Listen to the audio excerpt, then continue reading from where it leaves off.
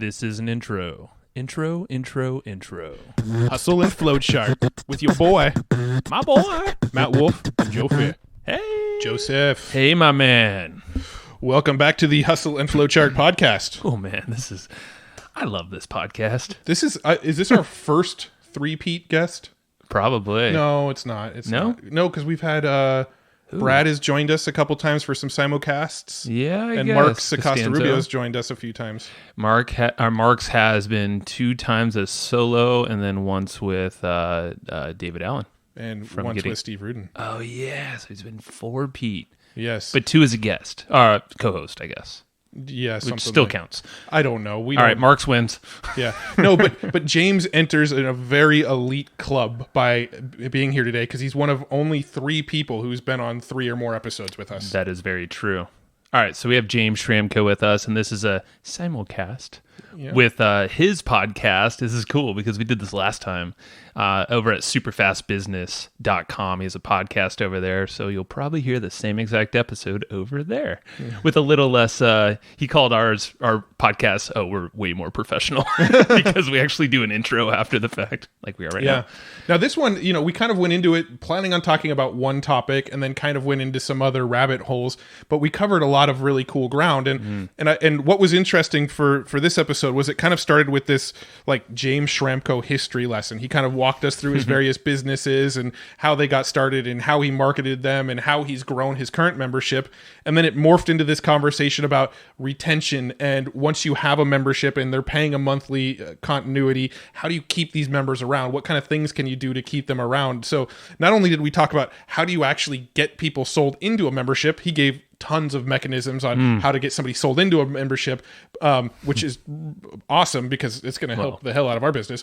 But then he also any talked subscription about business that anyone who's listening. But he also talked about how once you have the members, here's how you retain them. And I thought those 2 discussions were just like amazing discussions where he was just blowing my mind. He also was super generous to literally open up his ad accounts and his his Wicked Reports account and his email list. Yeah. And gave pretty much all the vital numbers you can imagine as benchmarks. He has over 7 years of data. Yeah. Which is insane. And he's using Wicked Reports, which is an amazing, if you're looking to actually track your data properly, use that. Yeah. Because it works. We use it and James has been using it for a very long time. And so it's you're going to get all these crazy benchmarks and no one shares their information like that. And James, I think the last time we had him on, he actually did something very similar. This is why we love the guy. He's just an amazing, if you're not following James somewhere because he's all over the place or a member of his group, go do it. Yeah, at the very least, go subscribe to his podcast, Super Fast Business. I think by the end of this episode, it's hard not to love James. Yeah. So, we can sing his praises all we want, but he'll sing his own praises by just giving a ton of value in this episode. That's right. That's the name of the game. That's James. And you'll actually hear us talk about our entire business model on this episode as well. And one of those things in our business model is to create notes around each of these episodes and give those notes away for free. You want these notes. I swear to God. Even James is I bet your note taker's probably going to charge more because we're going to get very detailed on this one. Yeah. So, yeah. So you get those notes. Yeah, go to hustleandflowchart.com/comp, get all the notes, all the tools and resources. And we talked about a lot of books. We talked about a lot of numbers and stats and data. You're going to want the companion for this one. So hustleandflowchart.com/comp. And support us if you really like this show. Yeah. And I mean, let's be honest. And we actually talked about this. We have our own membership, but it's in the form of, hey, we'll actually package up all of our best content. Yeah, so all the stuff you're hearing on the podcast and all that, we actually send it to you in the mail in the form of something called the EGP letter. But don't be duped in thinking that that's the only thing you get because you get a lot more. Yeah. So we actually model ourselves very closely to James. Yeah. And there's no irony in that he's one of our mentors and we really respect him. So, we're always putting new training in there. There's members in their Q&As about the episodes. And I have a sneaking suspicion that we're going to ramp things up a little bit. Yes. So go to egpletter.com, become a member. You get access to the notes that we mail to you, like Joe said. You also get access to our forum community, which you'll hear us talk about on this show. You'll also get access to the various training and videos we do. And we're going to break down our business model and James's business model on this episode. So you'll understand how it all works. But if you want to see how it all works in real life, go to hustleandflowchart.com/comp to get the notes for this. Go to egpletter.com to actually support the show, get the newsletter, become part of the community, get all the training and all that good stuff. You are awesome. Thank you for listening. Let's go talk to James. Thank you for listening. James from Superfast Business. How are you? Good, thanks. Yeah, we're back with another simulcast on both our shows. Yeah. For me, this will be episode 672. And I don't know where you guys are up to, but I can see you're putting a lot of podcasts out. Yeah. Where are we, Matt? So right now, this is actually slated to be episode 192, but I do kind of shift schedules around quite often. So I never say the number at the top of the episode just because I may move it around. Yeah, see, I like to paint myself in a corner and I just commit to the number. And for the first time in the history of my podcast, which has been going for about 10 years, I have a surplus of podcasts. I've like 20 up my sleeve, and the only time I ever had anywhere close to a few in the can was when I was episode recording with Tim Reed, and we had our Freedom Ocean podcast, and I think we'd do 3, 4, 5, or maybe 6 at once at my house because he flew up from Melbourne. But since then, it's always been, published the next day sort of thing. Wow. And it's on demand. But I'm not even sure how I got to this situation, especially with a newborn baby. But I think, okay, one clue is that I'm not traveling as much. I haven't traveled overseas for about 7 or 8 months. So that's the longest I've been without an overseas trip for the last decade.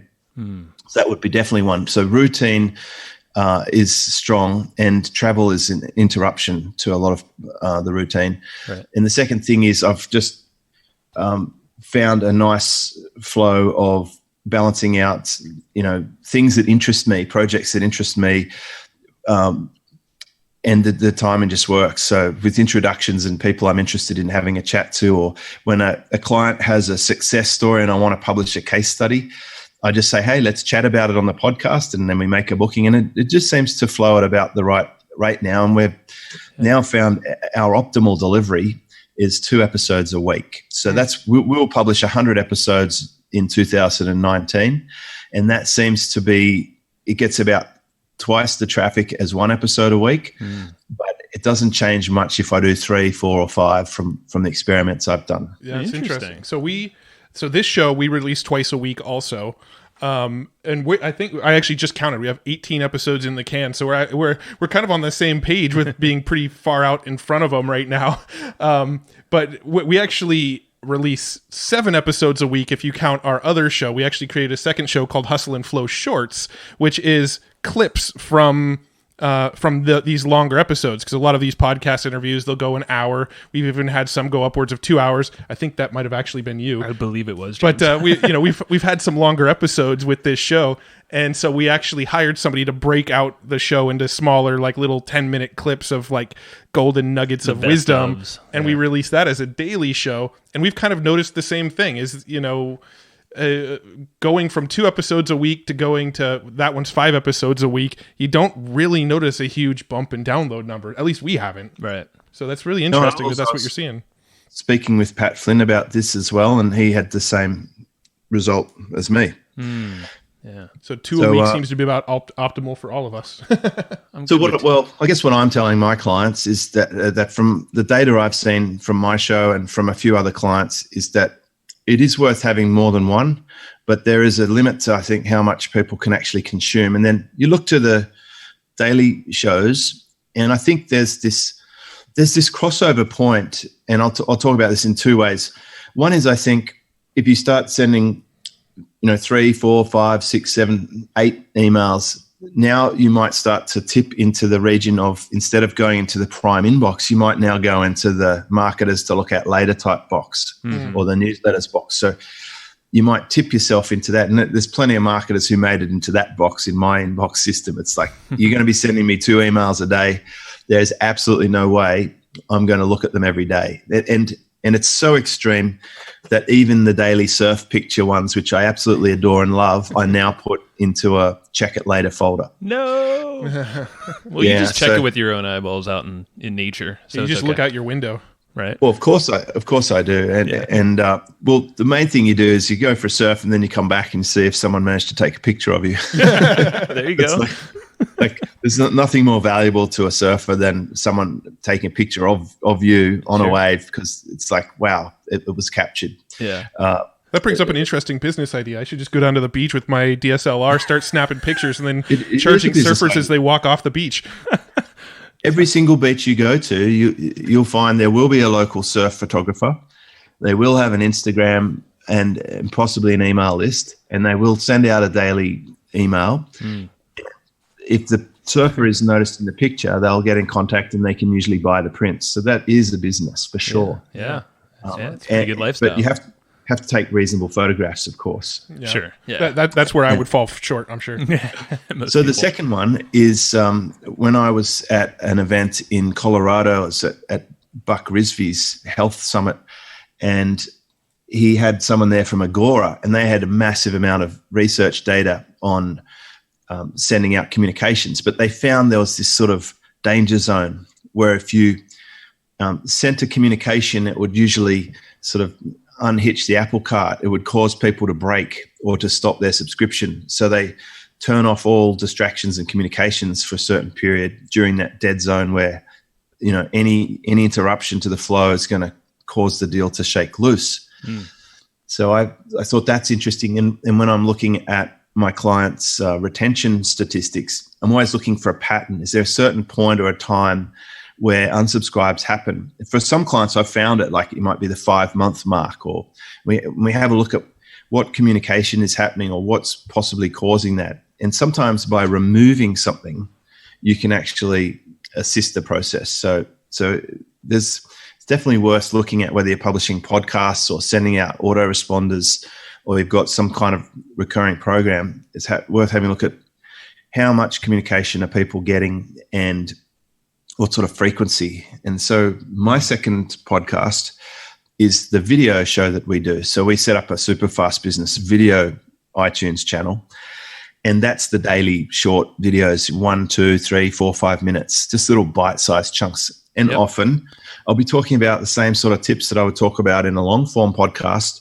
But as I record the podcast, I'll actually put a line down the middle of the page, and I'll write Q on the left-hand side and A on the right-hand side. And if someone asks a question or we mention a topic that's interesting, I'll jot that down on the left. And then as I answer it, I'll write the answers on the right. And I do this in my coaching calls as well. And I'll end up with 20 or 30 little Q&As that can easily be repurposed into short videos that will make their way into that iTunes video channel.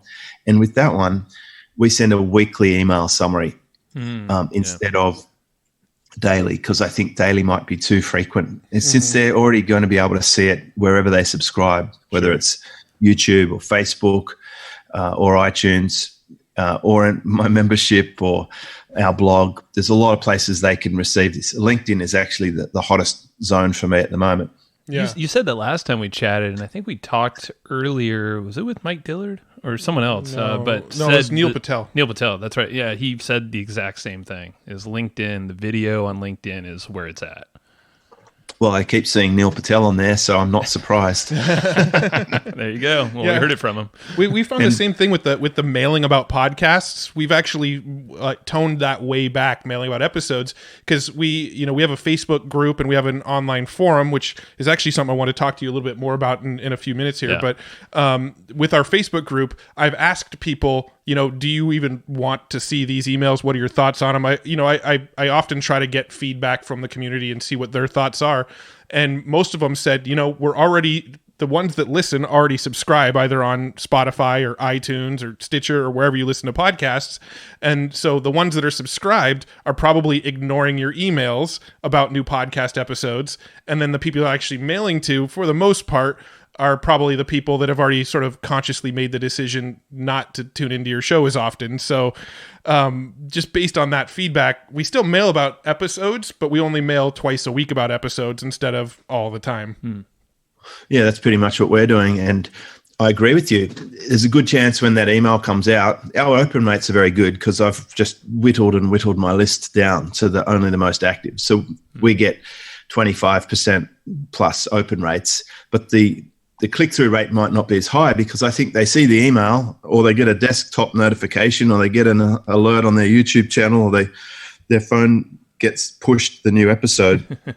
They don't really need to open up the email to follow through to the blog to listen to it. That it's already going to be in their native environment by that time. And I think also we tend to email out just a little bit after the podcast has been pushed out. So they've already been pinged on wherever they're subscribing to that, the hardcore fans for sure. Mm-hmm. So I noticed off the first couple of thousand downloads, that will happen even without the email going out. Yeah. Yep. That's true. We see the same thing. We used to do a lot of mini chat broadcasts with the chat bots, but we've kind of backed a lot off of that because I know a lot of people have done just way too much. It's almost like being on a group text message chain a little bit. If you can, no one wants to be blown up on that all the time. So it's just learning how to use the medium as well in some cases. Well, I get a desktop notification every single day from one marketer at the moment. And so the next one that comes through, I'm just going to switch it off. It's too disruptive. Mm-hmm. So I think we have to take into account, what is the optimal rate to communicate what we've got without pushing it to the point where it gets dismissed. That's like, what's the edge? Where's that edge for our audience? And there's lots of proponents for the daily emails, and there's, back in my early days, I would hardly send anything. I could go a month or two without sending an email. Yeah. I was definitely undercooking it. Same. And I think I've found my right balance. In fact, in the very early days, I didn't even collect email addresses. The only email addresses I collected were buyers. My list was made up of only buyers. That was it. I didn't even waste time list building for prospects. So it was like, of the stages of the funnel, I was only interested in the red hot bullseye in the middle. That was it. And that was enough. Was that strategic at that point for you? It was pretty much. I didn't have that much time. I was doing this after hours. Mm-hmm. I had a day job and I was focused on converting people who were trying to buy software. I wanted them to buy it from me and I wanted to give them a bonus. And that's inevitably I had to get their email address to deliver that bonus. So the first 100 and then 1,000 people on my email list were all people who had purchased a couple of $100 product. So it was a really high quality list. And that's why I blow every metric out of the water in terms of dollar value per email address or whatever. Yeah. I have still got a tiny list. I mean, at its peak, when I was on Aweber, I had like 35,000 contacts, but now these days I've got about 7,000 or 8,000 in total in Entreport.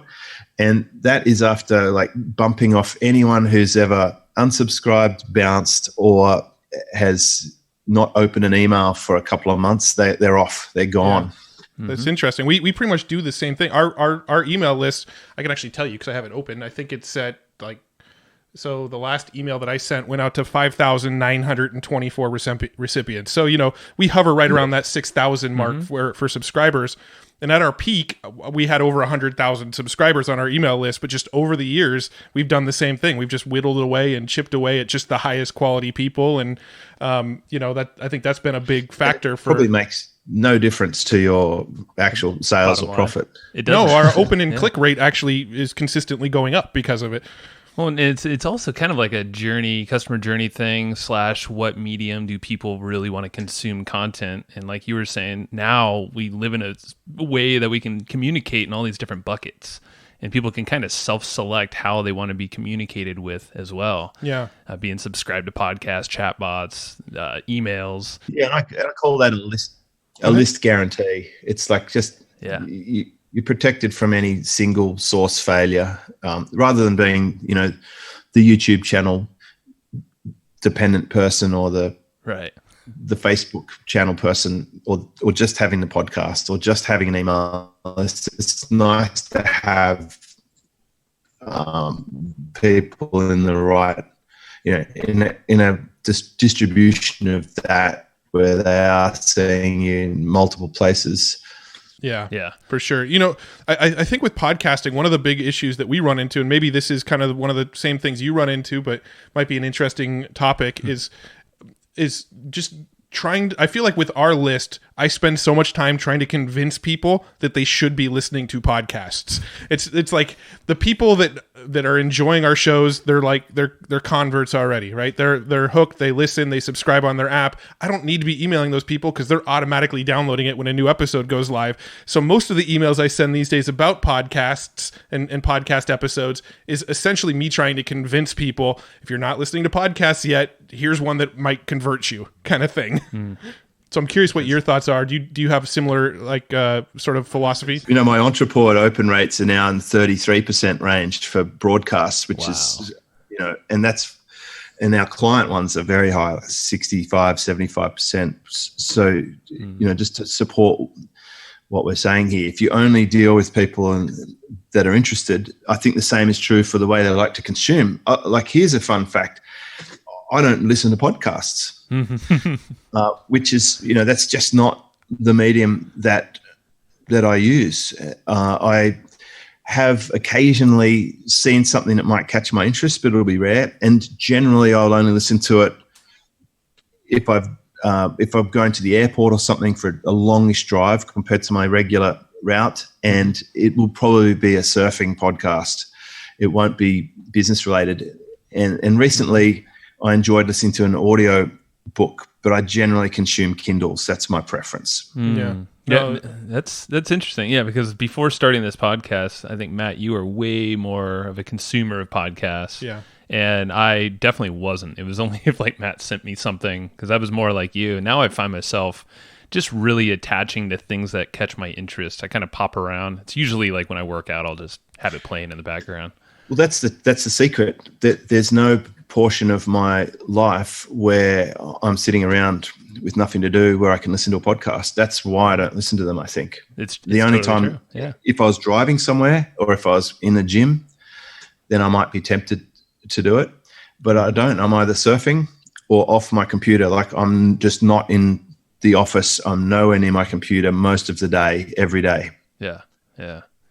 Interesting. Well, you're doing it right because you have your membership, and that's, I know, something we wanted to kind of touch on with how you kind of the inside workings of running a forum membership. I mean, you have all these different offers, and your content lives in all these places. So, it's a really easy way to consume, even if someone's not on podcasts as their preferred medium.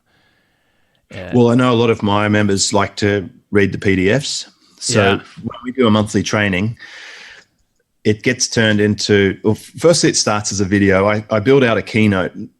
So this is because that seems to be the easiest way for me to build a training is I open up a keynote and I just add slides to it as I think of them. Certainly when I think of what the topic is, I open up a keynote and I populate it with the first ideas out of my head. Mm-hmm. And then over the next week or two, I'll just add a couple more here and there. And then the day before, I'll rearrange them and then illustrate them a bit. And then that's it. So I'll deliver the keynote as a webinar. And then my team will extract the MP3 out of it because I know people like to listen to the audio because they are driving or they're walking the dog or going to the gym. Mm-hmm. And we'll then take every picture. I actually export the images after, that's my SOP.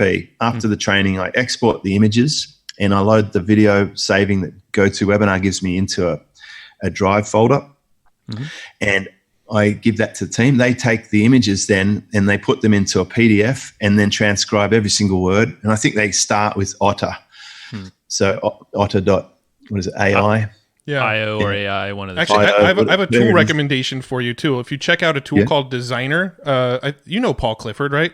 Yeah, I know Paul. I used to coach him in Silver Circle. Yeah, that's right. I knew you guys were connected. But Paul's Designer thing, the newest version actually does that. You can upload an audio or a video file, and it will actually yank out the screenshots of each slide automatically. Yeah. Very good. That's an excellent tool thing. So we've been doing that for the last few years. So my team will be excited about that. No doubt you've got a link for Designer on Hustle and Flowchart somewhere on your products recommendations. Possibly. You might be correct in the show notes. Good. I'd be disappointed if you don't. I know. We learn from you, man.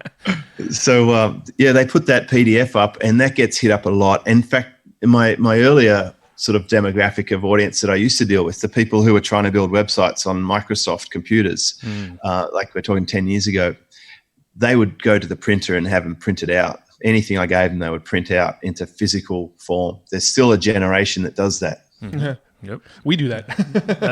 It's interesting because our process with our podcast, I actually don't even know if we've shared this on any episodes yet, but our process with our podcast now is we record these podcasts, they go into a Dropbox, and then we actually have a note taker that we hired who listens to the episodes and takes notes on all the episodes. She actually worked with Tim Castleman when he was doing the traffic and conversion summit notes and things like that. So same note taker who did a lot of those things. She listens to every single podcast we do and takes, about 3 or 4 pages of notes on every episode. All the sort of tools that we mentioned, the tactics, the resources, all that kind of stuff. She takes notes on them. So it's not transcripts, it's actual bullet point notes. And then that is our freebie giveaway for listeners of the podcast, is go opt in to get the sort of companion notes for the episode. And then our actual money maker piece of this is that we'll actually mail all of the notes in the mail to somebody on a monthly basis. So you sign up for our monthly membership, and we're going to mail you essentially a book every month of all the notes from all the episodes from the previous month. And then you also get access to our community and any sort of new training that we're putting out and that sort of thing. But that's really the whole flow, is that we convert every single podcast episode into a lead magnet that people can opt into. And then the sort of pooled podcast episodes, 8 or 9 episodes in a month, get pooled into sort of like a book that we mail people each month of, here's all of the amazing takeaways we got from our guests over the last month. Yeah, it's a very good idea. We definitely do the notes part, and especially if there's any kind of framework, checklist, or step-by-step content, which is always good to put into an episode. Yeah, they make a nice PDF, and I think we have been using a tool to make those where it strips out. It makes a little PDF out of it.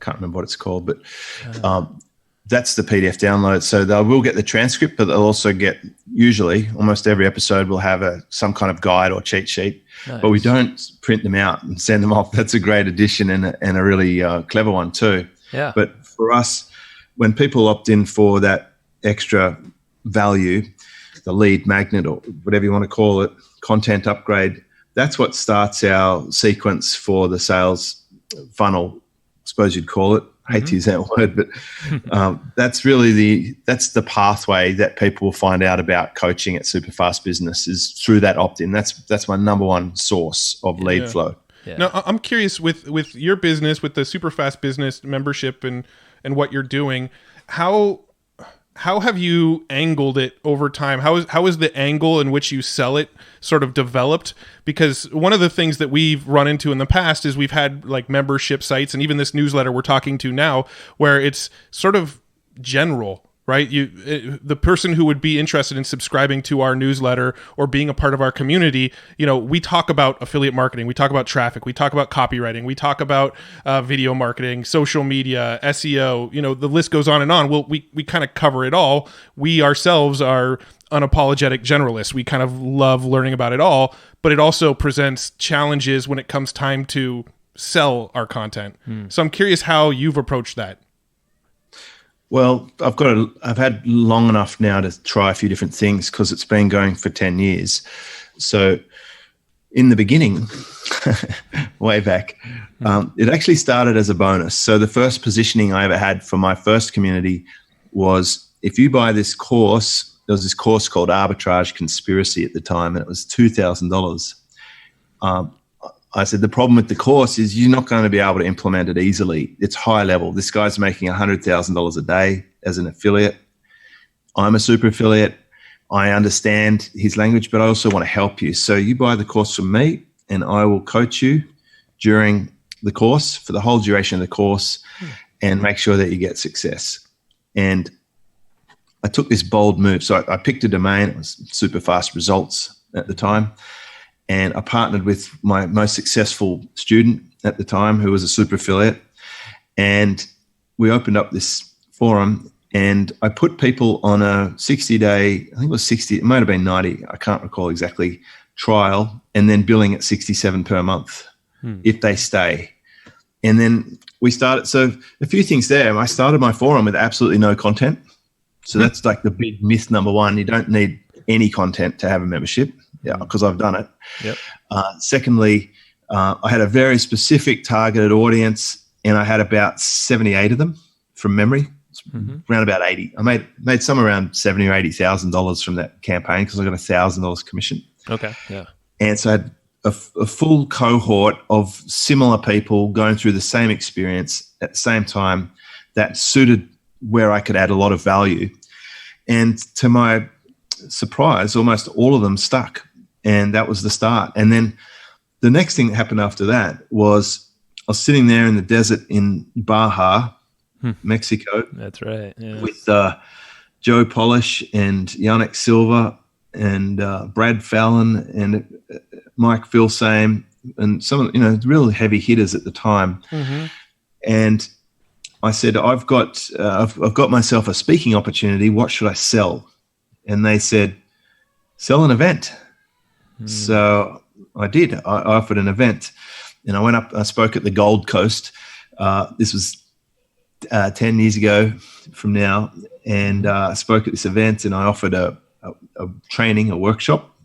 It was a couple of day workshop, and I sold about 80 really at $2,000 from stage, and I had over 120 people show up because some of them brought partners. I got absolutely rookied. They're like, oh, can I bring my business partner? It's like Matt buys the thing and he goes, can I bring Joe? Because, we're in business together and we do everything together. And I'm like, oh, okay.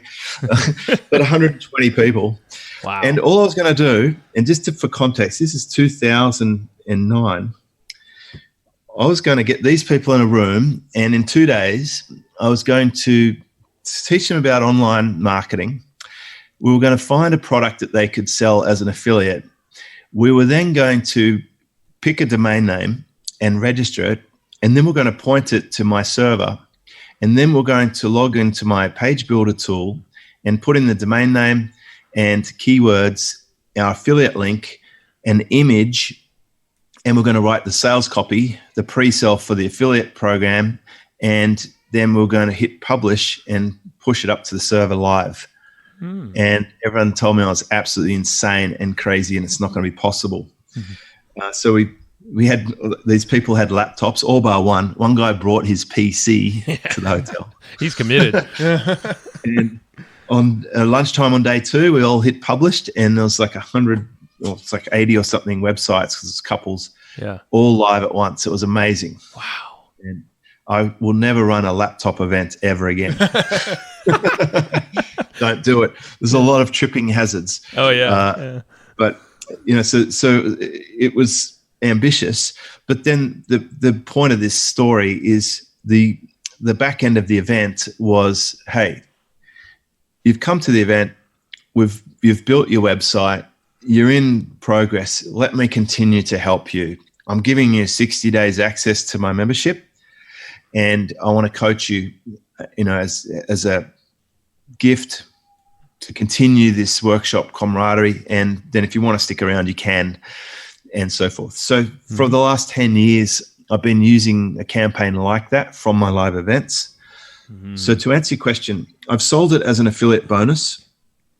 I've sold it as an event back end, which, by the way, is like the absolute highest conversion path you can ever have. If you spend a couple of days in the room with someone, they're going to become a member. Yeah. And then I've sold it as a local business marketing support thing, because I was at the very early days, there was this wild thread in the Warrior Forum called the Outsourcing Gold. It's kind of famous. I vaguely remember that. So I had been selling to local businesses. Like, that's how I quit my job in 2008. Wow. I signed up 2 clients at $5,500 each and quit my job. And I was right on the cusp of that outsourcing gold thread. And off the back of that, I built my website development business and my SEO business and the forum. And I was just selling. So a lot of my members, initially they were affiliates, and then I had more local business marketers.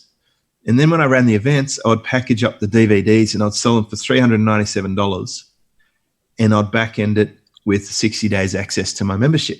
And that would sell. And then when I published Traffic Grab, about 2012 maybe, it was 2,500 copies sold of that, and it back ended my membership as well with a trial. And then I sold. As my partnership with Ezra became strong with Think, Act, Get, we end up with a lot of e-commerce customers from his audience, and now I seem to have plenty of expert authors, membership owners. I did a tribe bonus a few years back. I picked up a lot of e-commerce people. I found a fantastic audience in the blogging community. When I spoke at Chris Ducker's event in Tropical Think Tank in the Philippines, I think almost everyone became a member of Superfast Business. There wasn't many people. There was I can't remember if it was either around about 40. I think I had 25 or 30 members from that event.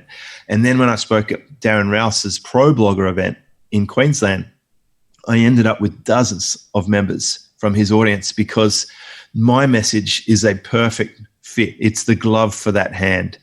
If you're a blogger, you're already working hard. You're doing the effort. You've probably got really good creative ability, or you can write, or you're artsy, or you're talented.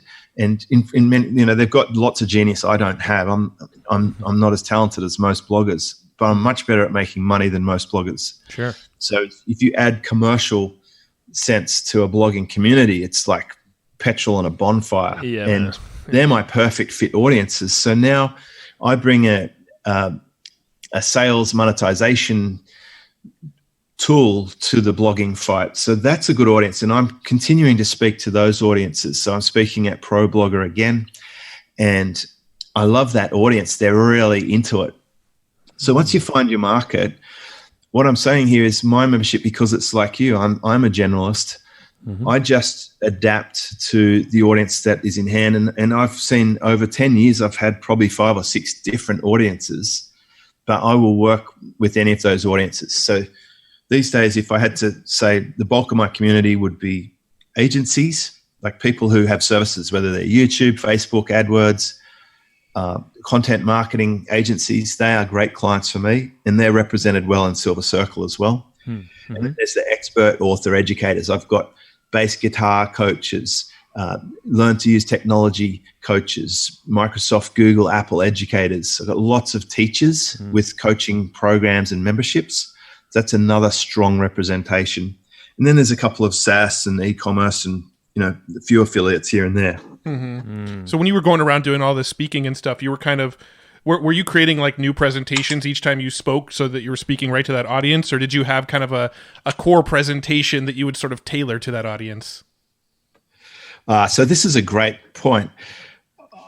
I was making a brand new presentation every single time I found a new audience. So even with the same promoter, if one audience might be off, at the time it was Chris Howard NLP. So they were personal development audience. So I spoke quite a few personal development audiences.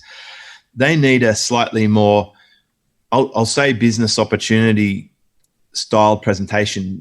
I don't like that phrase, and I definitely don't like that niche or market, right? Because there's a lot of bullshit in that market. But I had to educate them more on what online marketing is and why it's a great thing and so forth. And then they would also have a business audience. So I actually tailored different programs for them.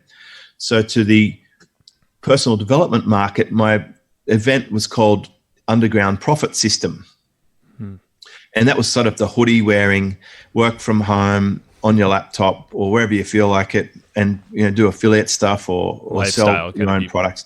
Yeah. And then for the business community, I did a course called Business Internet Formula.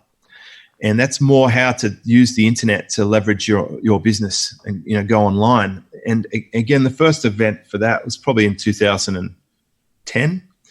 And I think it was at that event where I actually created and built the first version of what became my SEO business. I literally built it in the room. And if you log into Superfast Business membership and go down to the archives and pull up Business Internet Formula, I think you will be blown away at what we were talking about almost a decade ago and how accurate that training has become in hindsight. Wow. All right, make a note of that because I want to check this out. This is amazing. Interesting. Yeah, that was good, and I ran a couple of those, and I ran I think 4 or 5 underground profit systems until we changed brands to Fast Web Formula, and we had a good run of those, and then we became Super Fast Business Live. And okay, here's an interesting thing, like what we've pulled out of this discussion. I've been podcasting for 10 years. I've been running membership sites for 10 years, and I've been running live events for 10 years. So those 3 pillars have been consistent, yet there have been definitely changes with positioning and angles. And I've tried selling the product with the membership as the back end. I've sold the membership as the front end and then tipped all my products in. And a big reason for that shift was the change in the way that my membership was structured, because initially for the first 4 years I had a partner, and then for the next 6 years it was all mine. And I couldn't tip all my products in when it was a joint venture, but I could when it was all mine. It just made sense. Sure. Yeah, totally. Now, so to this day, is most of your sales coming from doing live events and stuff, or are you getting sales from, a sales letter driven by ads and that kind of thing? Nope, neither. So I don't really run ads much at all. If the internet will bear it, I'm going to pull up an interesting stat for you because I know you're going to like this. Yeah, let's not hold our breath too much. The internet so I'm logging into Wicked Reports, so just bear with me, guys, because this is a discovery I made recently that was kind of telling. Yeah, Wicked Reports is fantastic. Like once we got Wicked and started using it, it was kind of one of those things that we realized, how did we live without this tool? It's like you had fog over our eyes beforehand, and all of a sudden, it's clear. We can see what all the connections are now. Yeah. Right. So I'm pulling a stat for since I was first tracking in Wicked Reports. Right. So I don't know how long that is, but let's say that the cohort that I'm talking about, it's well over $1 million in revenue, right? So the lifetime value of my clients, $2,500. Okay. Yeah. I have solid. For Facebook, I've spent $11,500 and I've made $220,617.60 back from that. That sounds like a good ROI to me. Not bad. It's 1,800%. Earnings per lead is $103. Here's the interesting one though, and this took me by surprise. So obviously my email, I've made $500,000 from the email cohort.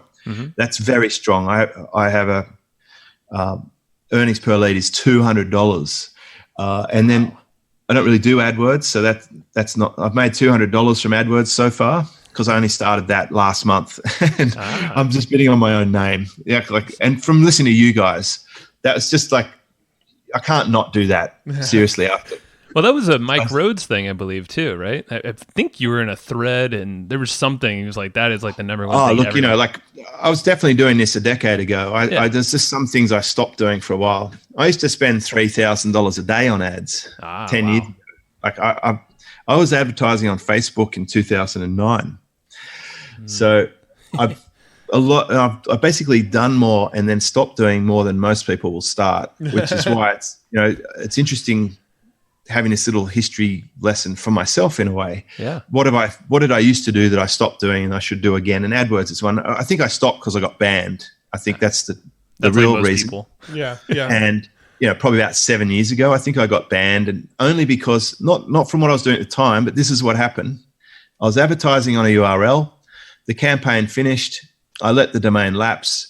Someone else got it, put something spammy on it, and then Google connected that with my historic account and slapped my account. So that was, I think, a very unfair and unjust situation. Yeah. I had something very similar happen with Google AdWords, and Very, very, very similar thing. I had a domain. We did one thing on it. They actually penalized it for something that domain once did before I owned the domain and got my account shut down.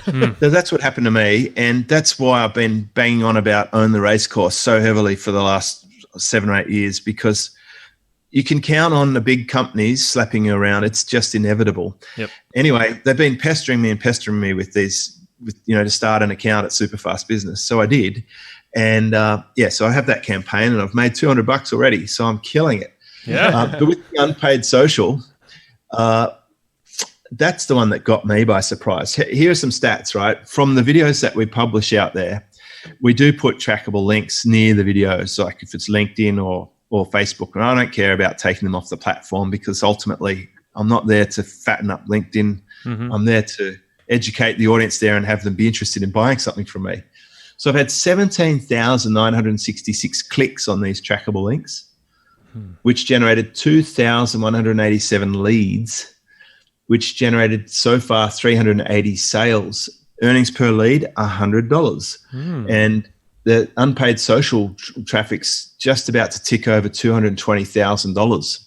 Wow. And how does from those little videos? And I've been doing that for 1 year now. I remember that, like when you started. Yeah, because we were doing a lot of those. And I remember you loved that video training, and you ramped things up. We did. So, I was inspired by your AdWords, bid on your own name reminder, remembering to do what I used to do. Yeah. But if you combine some Facebook ads and you combine some little videos, and you get, obviously the email is my strong pot, because that's where they're coming from, those transcriptions and lead magnets, and turning into a sequence that will eventually create a buyer from the right prospects. That's basically what's going down. I thought those stats might be interesting to you for benchmarking purposes, at least. Yeah, no, those will be perfect in this notes that we make. So it'll be all super clear and drawn out. Yeah, you'll have to pay the note taker more for this episode. That will be my dream goal. That's probably true.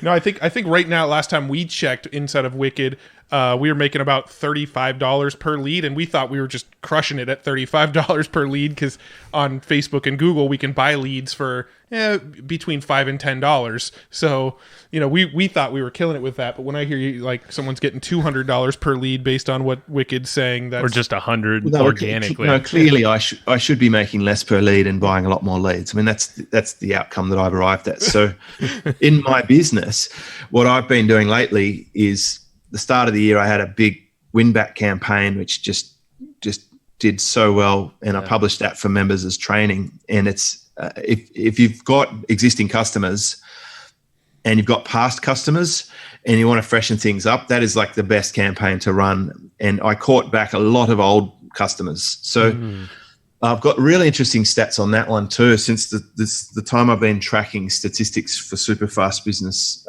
membership, that's been 7.5 years. I've got that much data. Wow. And interesting stat, I'll just pull this one up, because I know you like your metrics. One of you is a spreadsheet junkie for sure. That's me. It's Matt, but I appreciate all this, and I know. So we've had it's been going now for 86.9 months. And the average retention of active members is 36.6 months. Wow. And the average retention for non-active members is 14.4 months. And the average of all is 19.8 months. That's over all time. What that means in simple terms is I still have about 24.5% of all the members I've ever sold in the last 7.5 years. Jeez. Okay, you took one of the questions that I had written down here.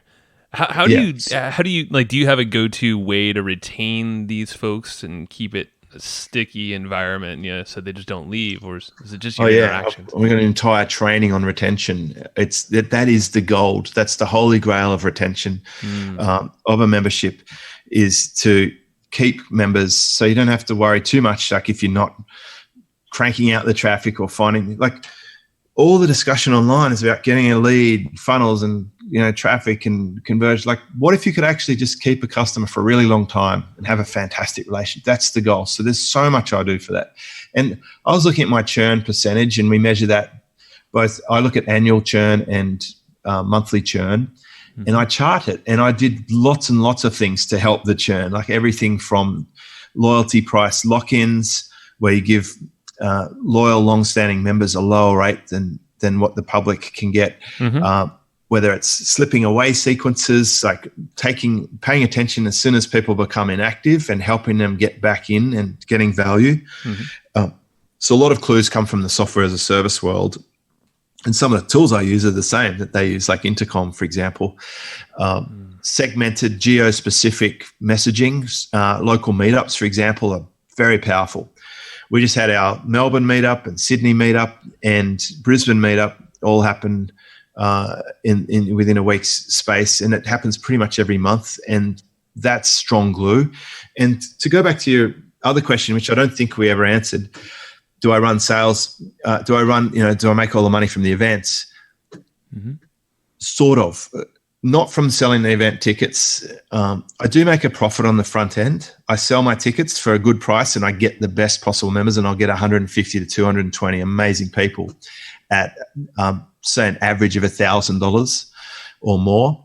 But then what we do is we capture and record content and put that in the membership, and that's giving me good, strong retention, because in the lead up to the event, people will stay a member to be a part of it and to interact with people coming to the event. And in the post-event phase, they're getting the content and the recording so they can recap and review and stay in touch with the people they met at the event. So there's a good 6-month retention sweet spot around an event if you do it right. So for me, if I have a high monthly recurring income, 6 months worth of retention is worth a lot more to me than trying to have a $97 ticket price and then jab everyone at the event with a $20,000 upsell, like a high ticket closer and all this stuff. I mean, I'm really against almost everything that's happening in the event industry and the online space. I just don't participate in 98% of it. Yeah, I love that. I mean, I just like this approach because it's a gradual build. It's a compounded effort the way you approached it for the last 10 years now. And yeah, I've listened to many wealthy, business owners in all different spaces, and most are not saying they make their win off of a big launch or payday or sell of a business. It's this approach. And it helps you keep that lifestyle too. Profit first. Yeah. You discover that almost everyone's businesses are absolute train wrecks. Like you can have a fancy revenue number, but there's a lot of pain and tears and heartache and denial behind the scenes. And I get under the hood of a lot of businesses, and I've seen the carnage. It's rare that I'll find a business that's ticking along sweetly because people get tricked. They're overloaded and bombarded and confused as hell on Facebook. They've got all these tricky bots and funnels and hacks and things tearing at them for leverage that's ironically stealing their time and attention. And that's the big thing I noticed when I went from doing $2 or $3 grand a day in ads to not being a full paid, super affiliate. My life was a lot less drama and less stressful. And it's hard to put a price on that, but as you get a bit older, I think you become more aware of the value of a drama-free life. And is it so bad to be content? And when is enough enough? So that these are the things that I think are the challenges for the online world. And if you are obsessed about getting a big email list or chasing, building out tricky funnels and stuff, you can lose sight of the whole picture. Yeah. And so it's kind of like a more minimal approach. But I guess I talk about this in my book as well, that I'm prepared to leave some money on the table as long as I can keep the life. Yeah. It's funny. I kind of laughed when you said the drama thing, because I would say affiliate marketing, out of everything we do in our business, pretty much 90+% of the drama comes from the affiliate marketing side of things. Well, it's out of our control too. Yeah. It's just, and that's a nasty little world, that whole market. There's some marketplaces with some filthy products out there and hyped up, gold sellers.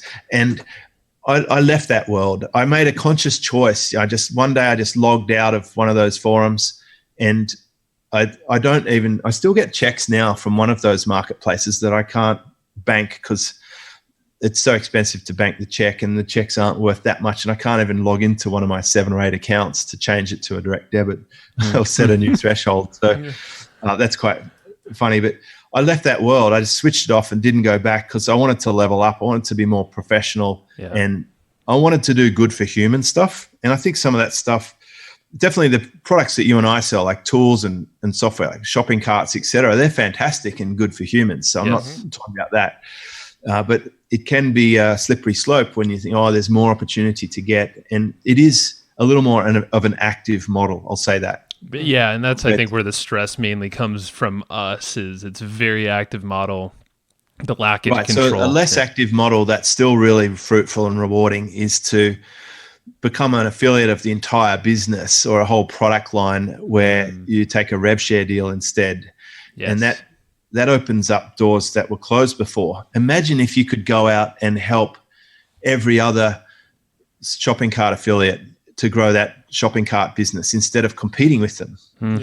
That's when those sort of opportunities flick the switch. And your skills can become really useful, and there's more passive nature to that too once you've got it set up right. Yeah, you're kind of speaking our language, because one of the directions we're going down, and we haven't spoken about it too publicly yet, but one of the directions we're going down is to help people who have podcasts but also have like the podcast isn't the business, but they have a podcast and they have a business, help them sort of bridge that gap a little bit, because that's one of the areas we feel that we did kind of crack that nut a little bit, sort of bridging the gap between podcast list. I mean, you have too, and a lot of what we do is modeled after what you do. But that's where we want to go with our business, is going directly to people that have good sized podcasts and also a good business that we can help bridge their gap between getting the most out of their podcast and then do it from an equity standpoint as opposed to an affiliate standpoint. Yeah. The rev share. Yeah. Mainly with discoverability and monetization. Those are like the big gaps. And yeah, it's very funny you say that. I'm literally coaching someone on the exact same thing right now. So I do think you're onto a good idea, but I do think like you need strong skills to make that work. So, in the person I'm helping has a team and has experience in shows and podcasts and will do really well with this, as will you, because you have skills and that. So, I'm just putting that out there for the 57 copycats who think I'm going to do that too.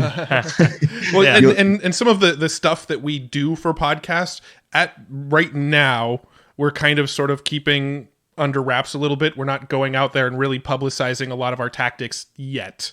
So I think that makes sense. Like there's an iceberg in my world too. There's things that I only talk about with my Silver Circle level clients that I wouldn't share on a podcast. I mean, out of respect for their IP and how effective the technique is, that if everyone was to do it, and let's face it, online marketers have a terrible habit of destroying every platform or technique or tactic known to man. Yes.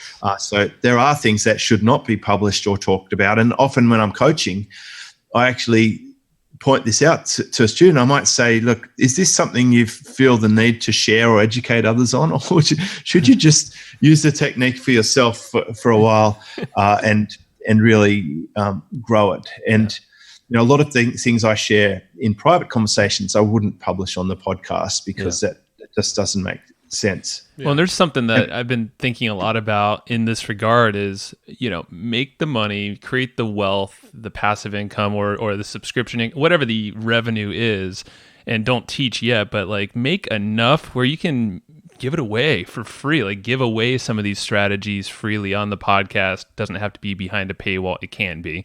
But, it doesn't need to become another info product that we rely on, doing a launch around. It's like we ideally want to get to the point of let's just do it really well and help the people that are perfect, like a perfect fit for it. And then we can just freely share it and it's fine. Well, that's the stage I've got to with affiliate recommendations. Yeah. So someone asked me the other day if I still have buy with bonus, which was a fantastic and really profitable business model. But when I left that affiliate world and the whole bonus world and the hyped up world, and so it became less relevant to me. I'd rather share an amazing resource, like Designer or whatever, for free and just mention it. And I won't get a clip on that, but I am helping out a prospect and they'll probably feel good about their purchase. And where it makes sense to have an affiliate product recommendation, I will. But I've become a lot more generous lately. And I've seen examples where generosity pays big. When Justin Brooke asked a question on Facebook and Roland answered it And then I chipped in. That thing really took off and got shared into the internet marketing. Oh my God. Super Friends.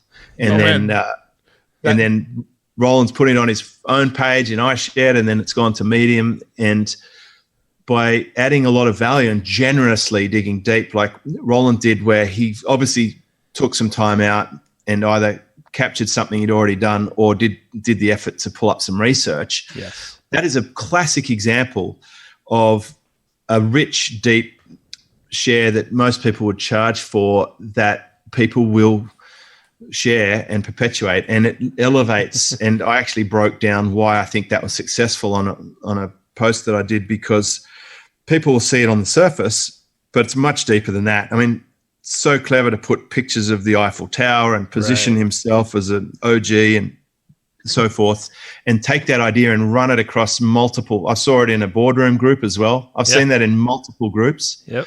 And it's taken. So what Roland's done well, and I think I've had a good knack with this at times, is he's seen what's taking off and jumped all over it quickly. And I did that with the online, the online gold movement. You know, a decade ago I knew that was going to be hot and big, and I built $1 million SEO business off the back of that industry. From riding that train for a long time. But I won't do it if it's a 5-minute thing.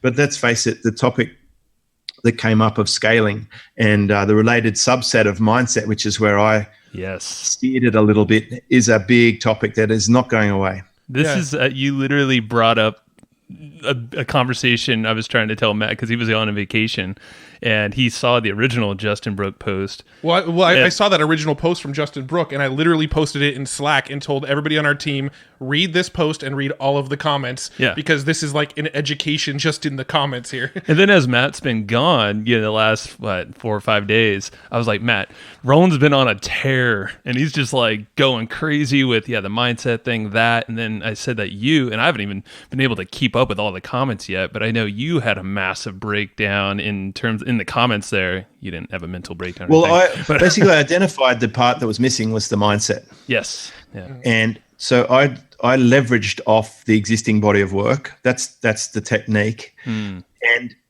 it was important enough that Roland then attributed me in his post.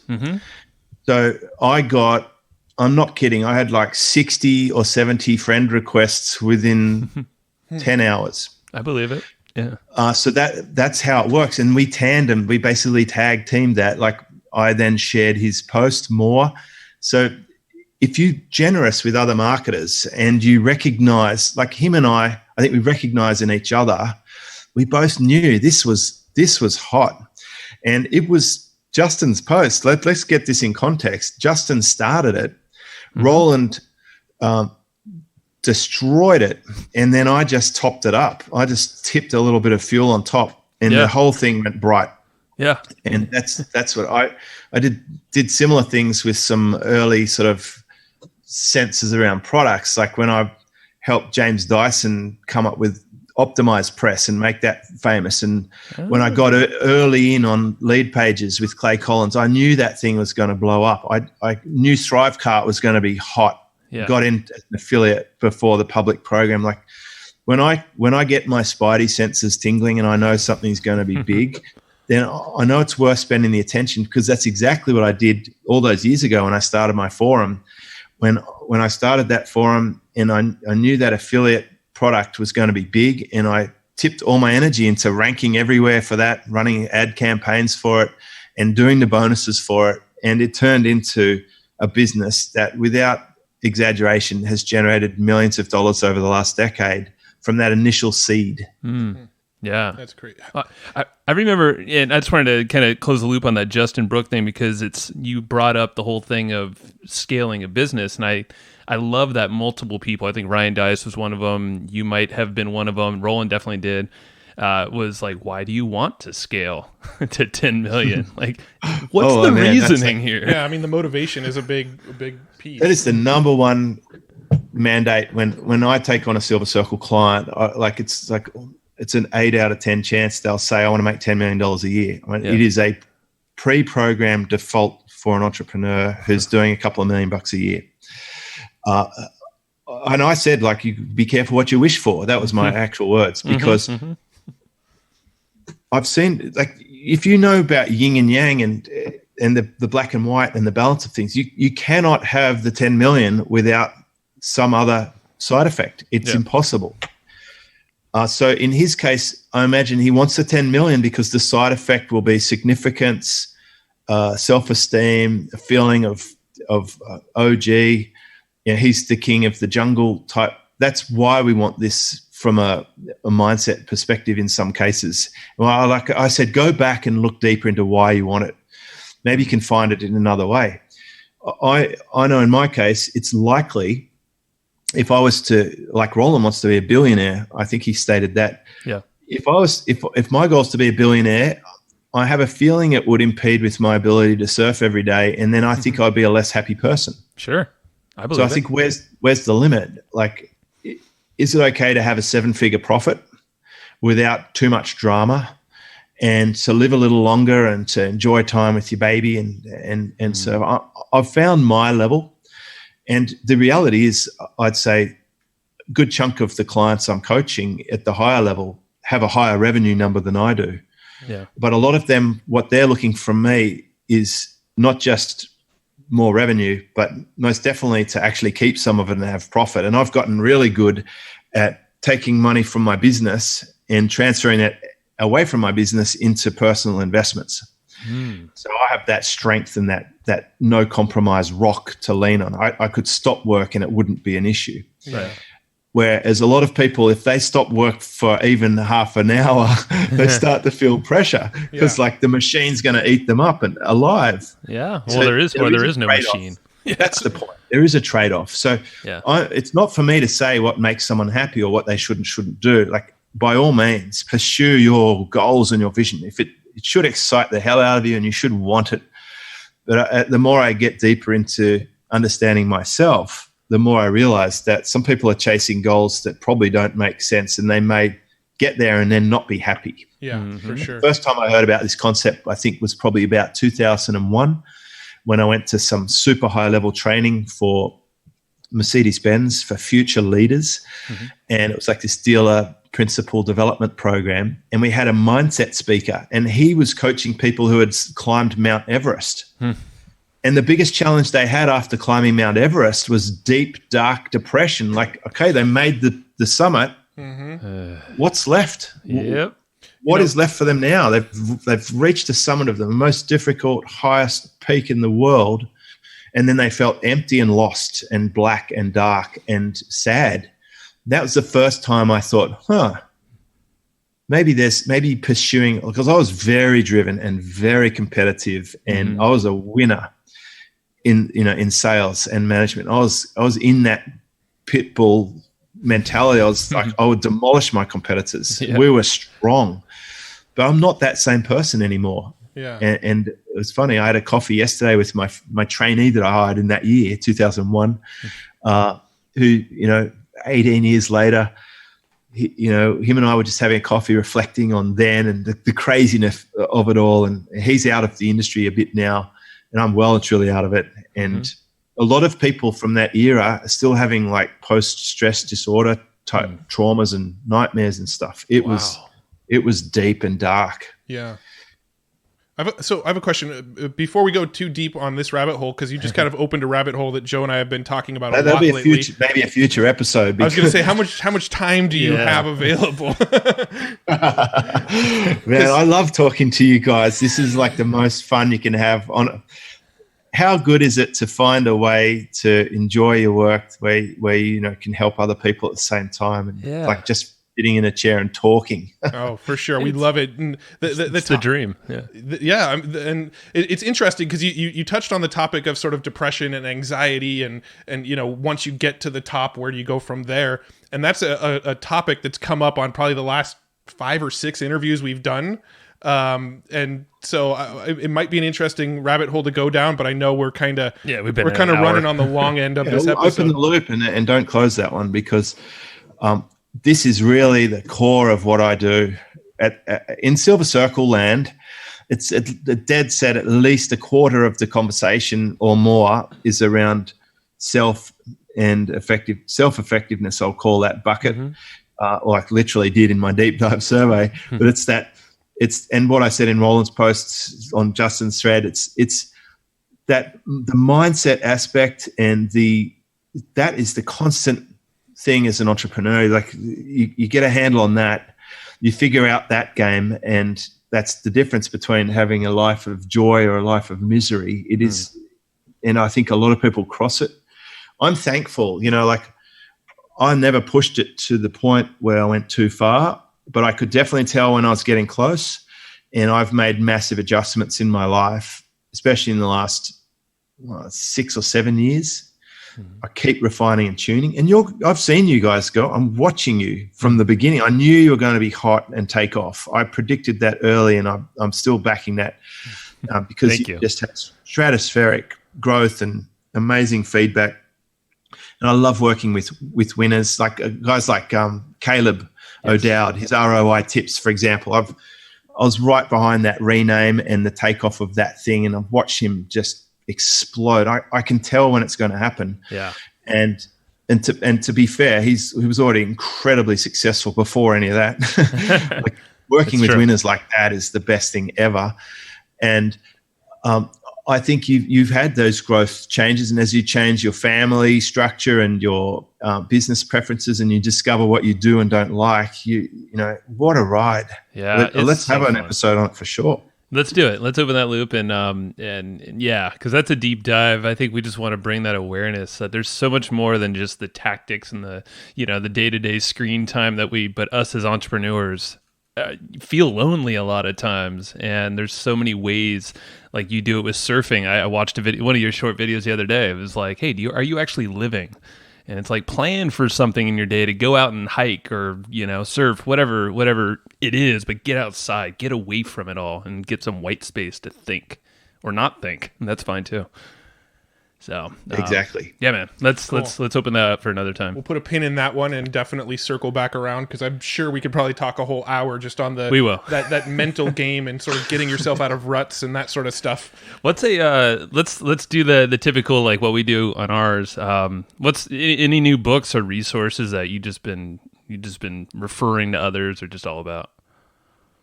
Well, on this topic, I would say Profit First is a good read for that. Realizing if your business is in deep trouble or not, that's good. I've been rereading. I was rereading Getting Everything You Can Out of All You've Got, because I've been chatting with Jay Abraham a bit lately. Yeah. And I just wanted to resync back with my past and have a reflection, because I want to record a discussion with him about that. It's always a classic, that book. Yeah. Another one on the topic of our next episode is Wabi-Sabi. Okay. Can you what is that? Can you spell that? I didn't quite catch what it Wabisabi. Okay. By Beth Kempton. And it's a captivating concept from Japanese aesthetics, which helps us to see beauty in imperfection, appreciate simplicity, and accept the transient nature of all things. And that is a pretty good description of how I run my life now compared to before. Wow. Okay. I'm going to pick that one up like now. Kindle, baby. Love it. And I'm going to throw something out there. I don't think I even told Matt a lot about it, but Naval Ravikant has an amazing podcast that hits on a lot of these points you've been talking about. I think it's just called the Naval Podcast. And it's like a bunch of clips all put together, but it's how everyone can be rich. He kind of purposely made a clickbaity title, but it's all about wealth in your business and life. So I think that's a perfect extension, if people want to dive deeper in podcast form on all these topics. My old crazy mentor that I had in circa 2001, he used to drill me with this. He'd say, what is success? And I'd say, what, you mean like owning a couple of houses? He goes, no, not money. He'd like snap at me. He goes, to be rich is not money. Yeah. And I know he had a really nasty divorce and an impaired relationship with his son, and he had a lot of issues and he was reflecting because he was rich in the money sense. He owned 2 franchises. He had millions of dollars. He had a Ferrari, a Porsche, Mercedes-Benz, big houses. He had material wealth, but he was emotionally broke, like bankrupt. And it made him a very difficult character to be around, but it was such a strong lesson for me. Love it. Yeah. No, there's a lot more than just the wealth. Your wealth and success goes all over, but life. Man, if I can get a barrel, that would be the richest moment in my life of any possible experience, and only a surfer would know that. Yeah. It took me a second. I was like, wait, what kind of barrel does he want? Does he have a wine barrel, a whiskey barrel? Oh, surfing. That's right. We're talking to James. That's right. Being in the tube. That is. Yeah, you can put a lot of energy trying to get that to happen, and it's very elusive and difficult, especially if you start late. Yeah. So that it's amazing when you have a reframe on what's important to you. Life takes on a different dimension. Definitely. So I'm gonna, when we hang up, I'm gonna take my little family down to a cafe and have a nice Friday relax. This is the first Friday I've worked in about 4 months. Oh man! But don't blame us. Don't blame us. I'm not going to blame you. I actually really looked forward to this. Get a little early morning session in, and awesome. Thank you, man. It's just been wonderful to chat. Yeah, well, let's do it again very soon, and we'll be more active in the forum. I promise. Let's throw some URLs out there for anybody listening. So you're at superfastbusiness.com. Is there anywhere else you want people to go check out? I like it simple. Yeah. Superfastbusiness.com. You can pretty much find anything. Check out our new design. We did a new design, and that looks good. I popped over there earlier today, and I was like, "Hey, his chooser is a lot more fancy looking." Yeah, now. we were looking at it before we jumped on. No, good I did work, a new man. website design. I've got some new images just about to arrive and new copy. So like just a strengthening and doubling down of what's really working well, just enhancing. Yeah. Love it. And we're at evergreenprofits.com if you're listening on James's show. That's right. That's pretty much where that's our jumping off point where you can find our podcast and training and everything else we offer. So Yep. Keeping it simple. All right, James. Appreciate your time, man. Go have some fun with the fam. Thanks, Matt and Joe. See ya. See ya. Thanks, everybody, for listening to this episode of the Hustle and Flowchart podcast. Before taking the time to listen, we want to give you something a little bit special. Every single episode that we do, we actually have somebody on our team take notes. We basically have a Cliff's Notes version of every episode where you can go and find all of the tips and tactics that they laid out, all of the resources that they laid out, all the good stuff from this episode. We actually have a nice simple notes version that you can find on our website. So go to evergreenprofits.com, find this episode that you just listened to, and give us your email address and we'll send you the notes. Thanks for listening.